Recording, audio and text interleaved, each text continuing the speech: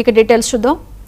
Nepal Tibet సరిహద్దు ప్రాంతంలో సంభవించిన ఆకస్మిక జల ప్రళయం తీవ్ర వినాశనాన్ని సృష్టించింది. హిమపాతం వల్ల ఏర్పడిన గ్లేసియర్ పగుళ్లు మరియు కుండపోత వర్షాల కారణంగా త్రిశూలి, బోటెకోసి నదులు ఉగ్రరూపం దాల్చాయి.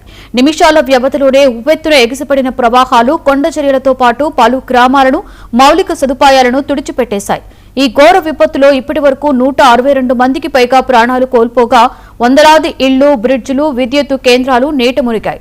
కార్మాండు నివేదికల ప్రకారం 400 మందికి పైగా పర్యాటకులు గల్లంతు కాగా అందులో మానస సరోవర యాత్రకు వెళ్లిన 133 మంది భారతీయ యాత్రికులు ఉన్నారు. సరిహద్దు జిల్లాలైన రసువా, నువాకోట్, దాదింగ్ ప్రాంతాలు వరద ఉధృతికి దారుణంగా దెబ్బతిన్నాయి. ప్రమాదకర పరిస్థితుల్లో చిక్కుకున్న బాధితులను కాపాడేందుకు నేపాల్ సైన్యం 14 హెలికాప్టర్లతో ముమ్మరంగా రెస్క్యూ ఆపరేషన్ చేపడుతోంది. ఈ ఘటనపై భారత ప్రధాని నరేంద్ర మోదీ స్పందిస్తూ నేపాల్ ప్రభుత్వానికి భారత్ తరఫున అన్ని విధాలా మానవతా సహాయం అందిస్తామని హామీ ఇచ్చారు. వరద బాధితులు, గల్లంతైన భారతీయ కుటుంబాల సమాచారం కోసం భారత రాయబార కార్యాలయం అత్యవసర హెల్ప్ లైన్ నంబర్స్ ను అందుబాటులోకి తెచ్చింది.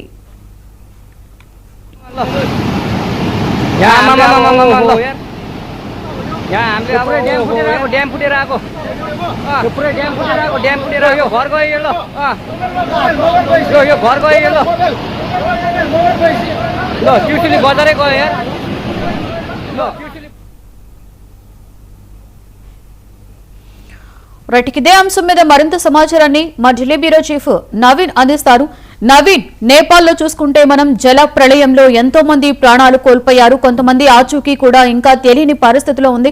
దీనికి సంబంధించి తాజా అప్డేట్ ఏంటి నవీన్?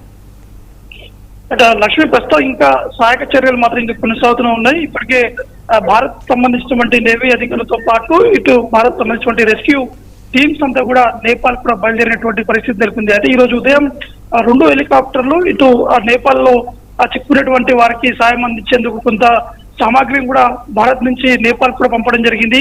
ఇంకా కొంతమంది రెస్క్యూ చేసేందుకు కూడా భారత్ నుంచి నేపాల్ కి పంపించేందుకు భారత్ కూడా సిద్ధంగా ఉందని చెప్పేసి కూడా కొద్దిసేపటి క్రితమే భారత ప్రభుత్వం కూడా ఒక ప్రకటన కూడా చేసినటువంటి పరిస్థితి నెలకొంది. ఎందుకంటే నిన్న జరిగినటువంటి ఈ యొక్క ప్రళయంతో ఒకసారిగా నేపాల్ లో ఉన్నటువంటి 4 జిల్లాలు పూర్తి స్థాయిలో దీనిలో బురదలు మునిగిపోయినటువంటి పరిస్థితి నెలకొంది. ఈ నేపథ్యంలోనే అక్కడ ఉన్నటువంటి రెస్క్యూ టీమ్స్ తో పాటు నేపాల్ సంబంధించినటువంటి ఆర్మీ టీమ్స్, అక్కడ ఉన్నటువంటి స్థానిక పోలీసుతో పాటు కొంతమంది స్థానికులు వారందరినీ క్షేమంగా బయటకు తీసుకొచ్చేందుకు ప్రయత్నం కూడా చేపట్టడం జరిగింది. ఇప్పటి వరకు 162 మంది కూడా మృతి చెందినట్టుగా అధికారికంగా నేపాల్ వర్గాలు కూడా కొద్దిసేపటి క్రితం ఒక ప్రకటన కూడా విడుదల కూడా చేసినటువంటి పరిస్థితి నెలకొంది. అయితే భారత్ కి చెందినటువంటి దాదాపు 200 మంది వరకు కూడా నేపాల్ పర్యటన కూడా వెళ్ళినట్టు కూడా తెలుస్తుంది. ఇప్పటి వరకు 22 మంది ఆచూ కూడా లభ్యమైంది, కొంతమంది గల్లంతైనట్టు కూడా తెలుస్తుంది. ఎందుకంటే ఈషా ఫౌండేషన్ సంబంధించినటువంటి 80 మంది వరకు కూడా వారు గల్లంతైనట్టు కూడా మనకి సమాచారం అందుతుంది. ఎందుకంటే